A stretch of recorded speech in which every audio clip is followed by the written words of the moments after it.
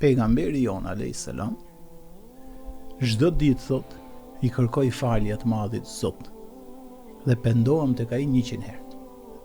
Allahu akbar. Pejgamberi alayhis salam. Njerëzit, është shumë interesant. Njerëzit që rrinin me të kërkonin nga të gjitha anët t'ia gjenin mënyrën me i thonë që po i kërko falje për ne. Po i dua për mua. Kjo ishte privilegji atyre që jetonin me pejgamberin alayhis salam. E tregohet i herë vëlla Aisha radhiyallahu anha, bashortja vet. Thot hyri profetin alayhis salam në shtëpi. Edhe thot e pash që ishte i lirë, se angazhimi ka qenë maksimal, edhe ishte shumë qef. Dhe i thot pejgamberit, tha, o i dërgumi i Zotit. Po i tha pejgamberi alayhis salam. Aisha ka shku shumë mirë me pejgamberin.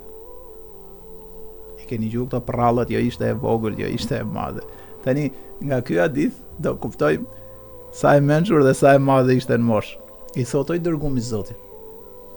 Edhe a Zoti ka thonë Kur'an, o ja ju e nebi, ja ju e rësul, o ti i dërguar, o ti që ti pet shpallja, dhe njerëzit nga respekti që Zoti ka pasi jo drejtu në Kur'an dhe bashortja i ka thonë o i dërgumi i Zotit.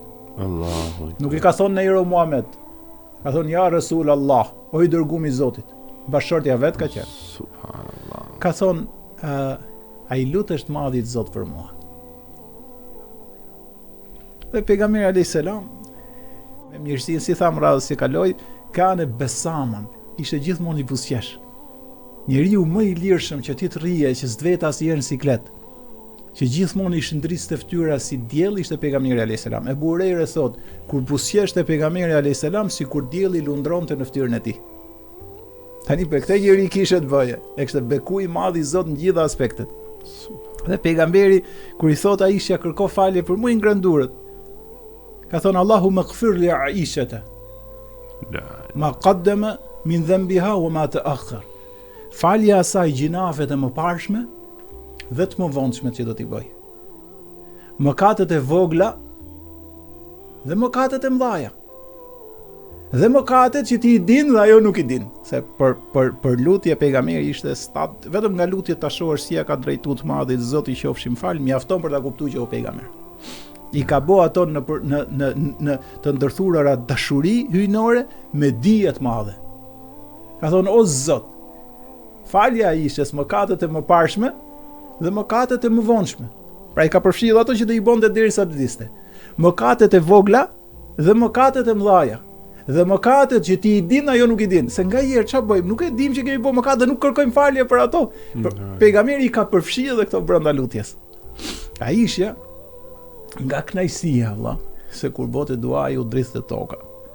Nga knajsia e tregon vet qeshi aq shumë se tani po flasim për i pejgamber që bëm dua për bashorten e tij dhe dashuria dhe harmonia midis tyre. Thot nga knajsia duke qesh e vuri kokën në kraharorin e pejgamberit alayhis salam. Ke parasysh aq lirshëm ishte situata dhe aq u kënaq shumë edhe e vendosi kokën në kraharorin e pejgamberit. Pejgamberi alayhis salam i boni përshtypje, tha o Aisha, ka shumë u kënaqe? Tha e kush mund të guxoj në këtë botë mos të kënaqet kur ti i bën dua? Tha dëgjoj. Këtë lutje unë e bëj çdo namaz për muslimanët dhe muslimanët. Allahu akbar. E kupton? Pra, unë po e bëj për ty, po unë e bëj çdo namaz për gjithë muslimanët dhe muslimanët këtë lutje. Pra pejgamberi alayhis salam çdo namaz thoshte: o Zot, fal gjithë muslimanët dhe muslimanet, mëkatet e tyre të mëparshme dhe të mëvonshme, të vogla dhe të mëdha, mëkatet që ti i din dhe ato nuk i din. Pra, kjo tregon harmoninë që kishte pejgamberi me bashorten e tij, lirshmëria që ai i jepte familjes, kënaqësia që ai i jepte derisa Aisha u shlue tëra në kraharorin e pejgamberit nga kënaqësia, dhe kjo është t'japim kënaqësi me njerëzit që rrim, t'japim kënaqësi në familje, kush na dëgjon, duhet të jetë musliman i mirë në familje dhe muslimane mirë. Ke parasysh vëlla, ne na prishet pak interesi dhe ne e kthejmë mbrapsht familjen. Pra apo flasim për islam real, apo flasim të paktën në muajin e mallnueshëm të Ramazanit. I drejtohem gjithë atyre vëllezërve dhe motra, jeni durueshëm familjen e juaj. Jepini familjes kënaqësi, aq sa është e mundshme. Mos ta kthejmë në idealizëm. Se unë e di për shembull, ne e themi kështu dhe fëmia i thotë, "Ama bab, një gjë thotë se ti nuk na kënaq neve." Sikur atë e ka rrit dikush tjetër, a se ka edhe kështu. Apo një gjë gruaja tani i thotë, "Ama burr, ke ngel mrapa me pejgamberin alayhis salam, mos ta kthejmë tani në idealizëm, po të paktën të jemi vëllai dashur të kujdesshëm.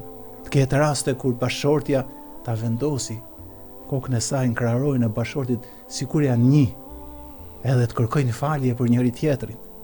Edhe kur mërziten me njëri tjetrin, ta largojnë të mallkumin shejtan, gjejnë gjitha mënyrat prap për të qetësuar dhe për të vazhduar jetën. Është shumë e lehtë gjesh me njëri tjetrin, vëllai, që mos zgjatemi nga një deg në degën tjetër. Është shumë e lehtë për të pas grindje. Është shumë e lehtë për t'ia prish zemrën njëri tjetrit. Është heroizëm dhe musliman i jashtëzakonshëm që ai që gjen harmoni në familje. E kënaq bashortën aq sa ka mundësi, i kënaq fëmijët aq sa ka mundësi, e kënaq fisin aq sa ka mundësi, shoqërinë aq sa ka mundësi. Po bën podcast, inshallah edhe këtyre vëllezërve motrave nderuar që na ndjekin, t'i japim kënaqësinë këtë Ramazan. Se Ramazani, dhe pse jam i kënaqur me këtë podcast që bëjmë, sepse e fillojmë frymëzimin shpirtëror që në mëngjes dhe shpresoj që kjo na vazhdon neve gjatë gjithë ditës, se nëse nuk ka ligjërime, nëse nuk ka fuqi shpirtërore, nëse s'ka kuptim universal të Islamit, do rrim pastaj prit se kam uri se po rri vetëm pa ushqim pa pije. Nuk është kjo. Ne duhet t'japim ushqim. Për shembull, nëpër xhamia që ka teravit fuqishme, që ka hafiz i bekoft i madh i Zot që këndojnë bukur Kur'anin, i kënaqin njerëzit shumë. Hoxhallarët kudo në troje shqiptare, kudo që janë në diasporë, majnë ligjërata të bukura, i furnizojnë muslimanët dhe muslimanet me fuqi shpirtërore dhe mendore. Ky është Ramazani.